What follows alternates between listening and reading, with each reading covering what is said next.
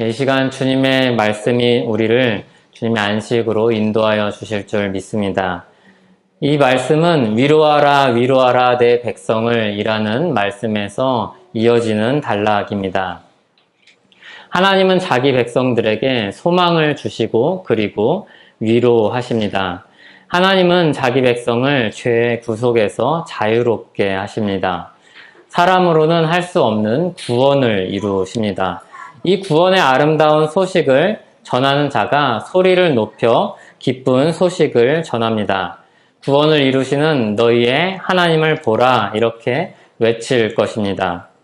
아름다운 소식을 전하는 자가 사람들을 주목하게 하며 그 시선을 하나님께 돌리며 10절에서와 같이 말을 합니다. 보라, 주 여호와께서 장차 강한 자로 임하실 것이요 친히 그의 팔로 다스리실 것이라. 보라, 상급이 그에게 있고 보응이 그의 앞에 있으며. 이 아름다운 소식을 듣는 자가 보게 될 하나님이 이와 같습니다. 이분은 장차 오셔서 능력으로 통치하실 왕이십니다. 온 세상을 다스리실 왕이십니다. 모든 심판의 주권을 가지고 계신 온 세상의 왕이십니다. 그래서 이 왕께서 장차 오실 때 악한 자들을 심판하실 것입니다. 그러나 한편 이 왕은 자기 백성들에게는 목자로 오실 것입니다. 그분은 자기 양떼를 사랑하셔서 먹이시고 품으시고 인도하실 것입니다. 무엇보다 우리는 그분의 백성으로서 목자 되신 주님이 우리에게 어떻게 나타나시는지 11절 말씀을 통해서 확인하게 됩니다. 11절은 하나님이 어떤 목자로 우리에게 나타나시는지를 보여주는 말씀입니다. 함께 11절 말씀을 다시 한번 읽어보겠습니다. 그는 목자같이 양떼를 먹이시며 어린 양을 그 팔로 모아 품에 안으시며 젖먹이는 암컷들을 온순히 인도하시리로다. 아멘. 하나님은 자기 백성들을 먹이시고 그리고 품으시고 인도하십니다. 어린 자들은 품에 안아주십니다. 어린 양을 직접 품에 안고 그 길을 가십니다.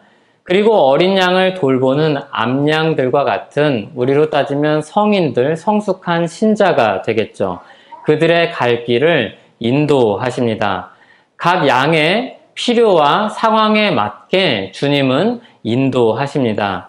목자같이 자기 백성들을 먹이시고 품으시고 인도하십니다.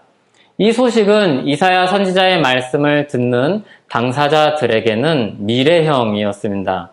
그러나 이제는 그분이 행하신 역사로 과거형이며 우리 각자에게는 현재 진행형으로 일어나는 일입니다. 우리는 예수 그리스도를 통해서 죄의 속박에서 벗어나며 주님의 인도함을 받는 백성들이기 때문입니다. 주님은 우리를 먹이시고 인도하십니다. 그래서 이 너희 하나님을 보라는 이 외침은 우리로 하여금 우리를 먹이시고 인도하시는 선한 목자 되신 예수 그리스도를 보게 합니다. 하나님이신 예수 그리스도 안에서 이 모든 일이 이루어집니다. 그럼 이제 이 주님의 말씀이 예수 그리스도 안에서 어떻게 이루어지는지 살펴보도록 하겠습니다. 요한복음 10장을 보면 예수 그리스도께서 자신을 목자로 계시하신 말씀이 있습니다. 요한복음 10장 14절과 15절입니다. 나는 선한 목자라. 나는 내 양을 알고 양도 나를 아는 것이 아버지께서 나를 아시고 내가 아버지를 아는 것 같으니 나는 양을 위하여 목숨을 버리노라. 아멘. 이사야서는 장차 오실 하나님이 목자같이 이 양떼를 먹이고 그리고 품으시고 인도하신다고 말씀합니다. 그리고 요한복음은 이 이사야서 말씀이 어떻게 구체적으로 그리스도 안에서 이루어지는지를 보여주는데 요한복음을 토대로 목자 되신 주님과 관련된 말씀을 세 가지로 정리를 해보았습니다. 첫째로 주님은 자기 양들을 아십니다. 둘째로 주님은 자기 양들을 먹이시고 돌보십니다. 셋째로 주님의 양들은 주님의 음성을 듣고 따릅니다. 다른 말로 하면 인도를 받습니다. 그 중에 먼저 첫째로 주님은 자기 양들을 아십니다. 주님이 주님의 양들을 먹이시고 그리고 품으시고 인도하시는 전제는 주님이 자기 양들을 아신다는 것입니다. 그것이 요한복음 10장에는 아주 분명하게 나와 있습니다. 주님이 목자로서 자기 양들을 아신다고 선언하십니다. 먼저 양 하나하나를 아십니다. 이름이 무엇인지, 어떤 성격을 가지고 있는지 각 사람을 아십니다. 자기 양을 아는 주님이십니다. 다음으로 주님이 이 양을 알되 아무런 감정도 없이 아시지 않습니다. 그래서 이 양들을 어떻게 아시는가 하면 관심을 가지고 지켜보시는 주님으로서 이 양들을 아십니다. 그래서 주님은 이 관심 있게 지켜보는 양들의 필요를 아십니다. 이것이 주님이, 목자 되신 주님이 우리를 아신다는 의미입니다. 우리를 그냥 피상적으로 알지도 않으시고 어떤 제3자로서 아는 것도 아니고 우리를 아끼는 양으로서 우리 한 사람 한 사람들을 아신다는 게 성경의 가르침입니다. 이 모든 사실은 요한복음뿐만이 아니라 성경 전체가 가르치고 있는 하나님의 성품이며 예수 그리스도 안에서 우리에게 나타나는 모습입니다. 이 하나님이 우리의 하나님입니다. 우리 한 사람 한 사람을 아시고 관심을 가지고 지켜보시며 필요를 아시는 분이 우리 하나님이십니다. 이분은 최고의 목자로서 어느 하나도 눈밖에 나는 양이 없습니다. 실수도 없고 차별도 없습니다. 그분이 우리를 따뜻한 사랑의 마음으로 지켜보고 계십니다. 이 계시의 말씀을 붙드시기 바랍니다. 우리 한 사람 한 사람들을 우리의 목자 되신 주님께 맡기는 우리가 되기를 바랍니다. 둘째로 주님은 자기 양을 먹이고 돌보십니다. 주님은 우리를 아시며 또한 우리 필요를 아시는 분이십니다. 이 진리의 말씀은 우리를 두 번째 진리로 안내해 줍니다. 우리가 누구이며 우리의 필요가 무엇입니까? 우리는 연약한 인간이며 우리는 주님 밖에 있을 때 죄인이었습니다. 우리는 구원이 필요한 사람들이었습니다. 주님은 그런 우리에게 생명을 주시고 우리를 먹이십니다. 요한복음 10장 10절을 보면 주님이 오신 목적에 대해서 스스로 밝히시기를 양으로 생명을 얻게 하려고 자신이 오셨다고 말씀을 하셨습니다. 사람들이 예수 그리스도 밖에 있을 때는 목자 없는 양과 같았습니다. 길을 잃어버렸고 그렇게 헤매고 살던 양들은 지쳐버렸습니다. 주님은 이런 사람들을 위해서 무슨 일을 행하시는가 하면 복음을 전하는 사람들을 보내시며 그리고 진리로 이 사람들을 가르치십니다. 주님은 목자를 잃어버린 자기 양들을 찾아서 복음으로 그리고 진리의 말씀으로 먹이십니다. 이 말씀이 마태복음과 마가복음에 나와 있는데 목자 없는 양과 같은 사람을 언급한 구절이 마태복음과 마가복음에 각각 한 군데씩 있습니다. 마태복음 9장 36절을 보면 목자 없는 양과 같다는 이 말씀을 예수님께서 하신 다음에 예수님께서 행하시는 일이 무엇인가 하면 사람들에게 복음을 주어서 그것을 전파하게 하십니다. 그래서 복음을 듣게 하십니다. 그리고 마가복음 6장 34절에 보면 사람들을 가리켜서 목자 없는 양과 같다고 말씀을 하신 후에 그들을 진리로 가르치셨다고 말씀을 하십니다. 목자 없는 양의 처지가 어떠했겠습니까?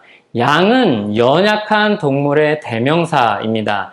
양은 지독한 근시이며 자기를 방어할 발톱도 없고 그럴 능력도 없는 동물입니다.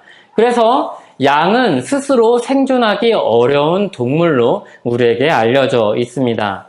그런 양들이 자신을 보호하고 자신을 인도하고 자신을 먹여야 되는 목자를 잃어버린 것입니다. 그러니까 양들이 목자를 잃어버렸다는 이 사실은 그냥 조금 위험한 상황이 아니라 생명이 위태롭고 그리고 수많은 위협으로부터 자신을 지킬 수 없는 절망적인 상황입니다. 예수님은 이처럼 목자 잃은 양과 같은 사람들을 보시면서 어떤 마음을 가지셨다고 복음서는 기록하고 있는가 하면 불쌍히 여기셨다고 기록을 합니다. 그들은 고생하며 기진했습니다. 많이 고생했고 방황했고 괴로워했고 완전히 지쳐있는 상태였습니다. 이것이 죄의 속박 안에서 살고 있는 사람들의 모습입니다. 죄로 인해서 영혼이 지치고 길을 찾지 못하고 있습니다. 예수님은 이와 같이 길을 찾지 못하고 목자를 잃어버린 양들을 향해서 사람들을 보내시며 진리로 그들을 가르치십니다. 그리고 여기에 한 가지를 더하십니다. 가장 중요한 일을 행하십니다. 그들을 얻기 위해 이들에게 생명을 주시기 위해서 자기 목숨을 버리십니다. 요한복음 10장 15절을 보면 예수님은 말씀하십니다. 나는 양을 위하여 목숨을 버리노라. 우리에게 생명을 얻게 하려고 예수님이 자기 목숨을 버리셨습니다. 십자가에서 우리 모든 죄의 허물을 대신해서 그 값을 대신 치르셨습니다. 선한 목자가 행하신 일로 인해서 양들은 생명을 얻었습니다. 양을 먹이고 돌보시는 선한 목자이신 이 주님이 우리를 위해서, 자기 양들을 위해서 행하신 일입니다. 우리를 알고 우리 필요를 아시는 주님이 이루신 일입니다. 우리 죄를 대신하여서 죽으심으로 우리에게 생명을 주셨습니다. 주님은 이 생명을 주시고 그리고 스스로 살아가도록 하지 않으시고 여전히 우리의 목자가 되셔서 그 생명을 이어갈 수 있도록 지키고 인도해 주십니다. 요한복음 10장 10절은 내가 온 것은 양으로 생명을 얻게 하고 더 풍성히 얻게 하려는 것이라고 말씀합니다. 이것을 문법적으로 분석을 해보면 주님이 온 것이라는 이유를 두 가지로 나누어서 설명을 합니다. 첫 번째는 앞서 말씀드린 대로 생명을 얻게 하려는 것입니다. 그리고 두 번째는 그 풍성한 것을 더 풍성히 얻게 하려는 것입니다. 여기 풍성한 것이라고 번역된 이 말은 풍성한 것 또는 넘치는 것 또는 온전한 것이라고 번역을 할 수도 있습니다. 그 풍성한 생명이 무엇이기에 풍성하다, 넘친다, 온전하다 이렇게 말씀을 하였을까요? 요한복음 10장 28절과 29절을 보겠습니다. 내가 그들에게 영생을 주노니 영원히 멸망하지 아니할 것이요 또 그들을 내 손에서 빼앗을 자가 없느니라. 그들을 주신 내 아버지는 만물보다 크심에 아무도 아버지 손에서 빼앗을 수 없느니라. 아멘. 먼저 주님께서 우리에게 주신 이 생명은 영생입니다. 풀어서 쓰면 영원한 생명입니다. 그러니까 잠깐 잃었다가 잃어버리는 생명이 아니라 영원히 지속되는 생명입니다. 그러므로 이 생명이야말로 풍성한 생명이며 온전한 생명입니다. 온전하지 않은 생명은 무엇이겠습니까? 불완전한 생명은 무엇이겠습니까? 그것이 잠깐 있다가 사라지는 생명입니다. 그러나 주님이 우리에게 주시고자 하는 생명은 영원한 생명입니다. 주님이 주신 생명은 시들지 않고 썩지 않는 생명입니다. 우리에게 주신 이 영생은 하나님 아버지 손에 들려있다. 이렇게 예수님은 말씀하십니다. 하나님 손에 들려있기 때문에 우리는 그 무한하신 생명의 공급원으로부터 계속해서 생명을 공급받습니다. 그래서 우리가 가지고 있는, 소유하고 있는 이 영생은 우리에게 어떤 그 생명의 능력이 부여가 되어서 하나님 없이 스스로 계속해서 자가 발전하듯이 그 생명을 계속해서 유지할 수 있는 존재가 되었다는 의미가 아니라 하나님이 우리와 영원히 함께 하시며 계속해서 그 생명을 공급해 주시는 분으로서 하나님 아버지 손에 이 생명이 들려 있어서 우리의 이 생명이 끊이지 않고 영원히 지속된다는 말씀입니다. 하나님 손에 들려있기 때문에 우리는 무한한 생명의 공급을 받습니다. 금방 고갈되어서 바닥을 보이는 생명이 아니고 차고 넘치는 생명입니다. 하나님은 이 생명을 우리에게 공급하시기 위해서 말씀과 성찬을 통해서 우리를 먹이십니다. 우리가 말씀을 읽고 배우고 들을 때 성령 하나님은 이 성경 말씀을 사용하셔서 우리에게 죄를 알게 하시고 그리스도께 인도하십니다. 그리고 그리스도의 형상을 따라서 자라나게 하십니다. 우리가 먹을 때 이 음식을 취하여서 사람들이 먹을 때 자연스럽게 나타나는 결과는 무엇입니까? 자라나는 것입니다. 그냥 머물러 있지 않고 계속해서 자라나는 것입니다. 그것과 같이 이 성경 말씀이 실제로 기능하게 하셔서 우리의 영혼을 먹이시고 우리를 자라나게 하십니다. 하나님은 우리를 영적 아기인 상태로 그대로 두시지 않습니다. 또한 주님은 성찬을 통해서 우리 영혼을 먹이십니다.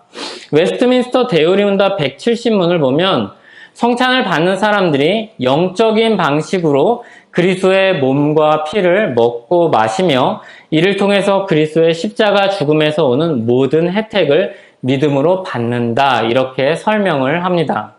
그렇게 영적 양식을 공급받아서 나타나는 결과가 무엇인가 하면 은혜 안에서 자라고 그리스도와의 연합과 교제가 확고해진다, 이렇게 설명을 합니다. 그렇게 주님은 우리를 말씀과 성찬을 통해서 먹이고 그리고 자라나게 하십니다. 그리고 이 생명은 하나님 손에 있기 때문에 아무도 빼앗을 수 없습니다.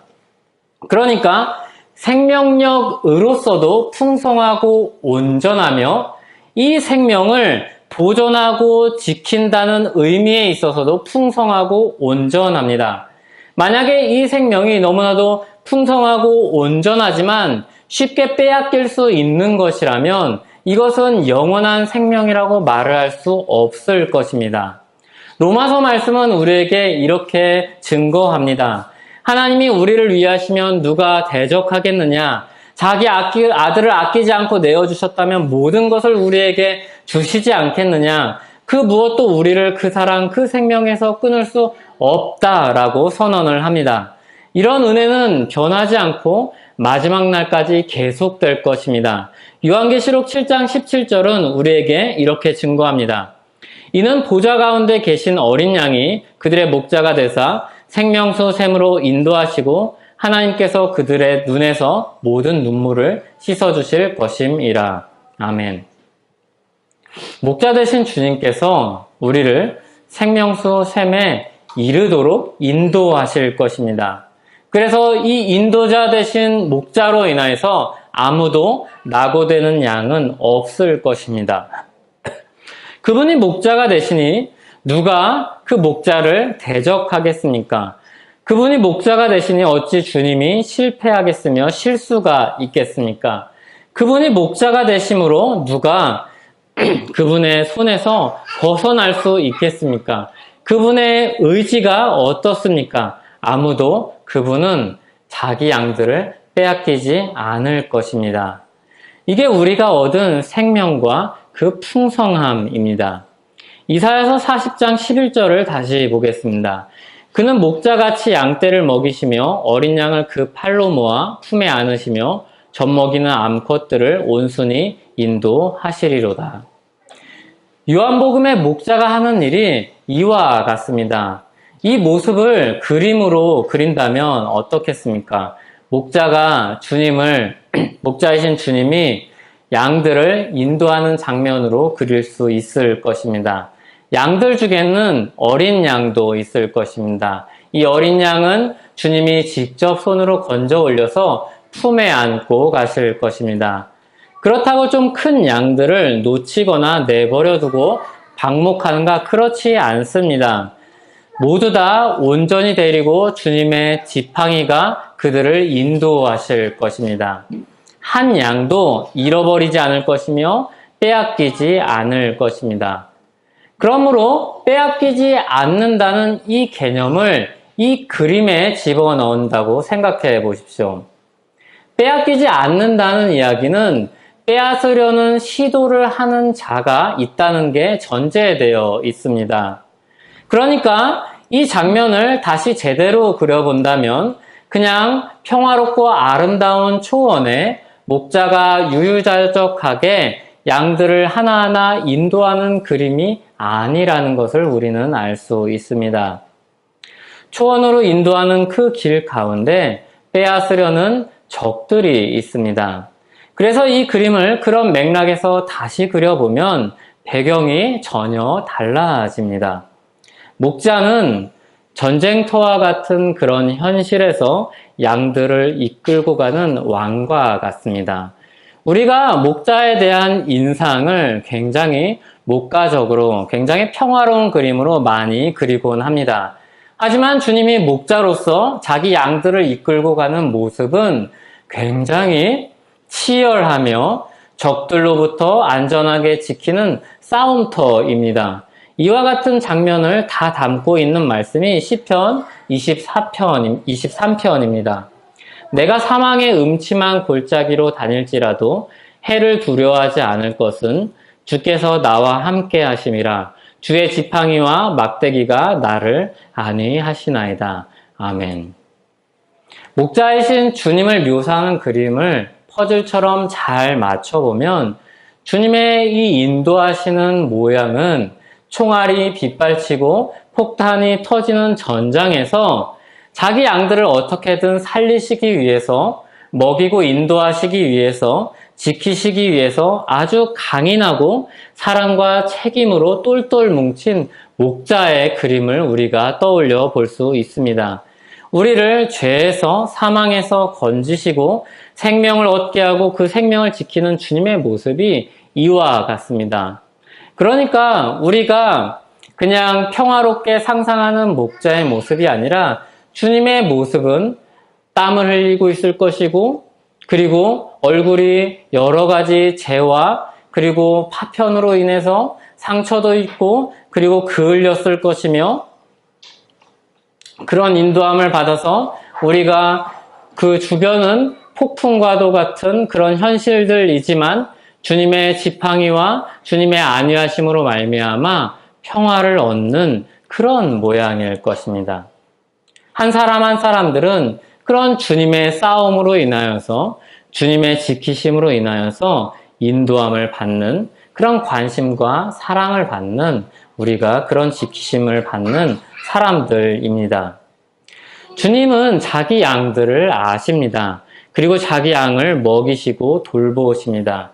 그리고 자기 양도 목자를 압니다.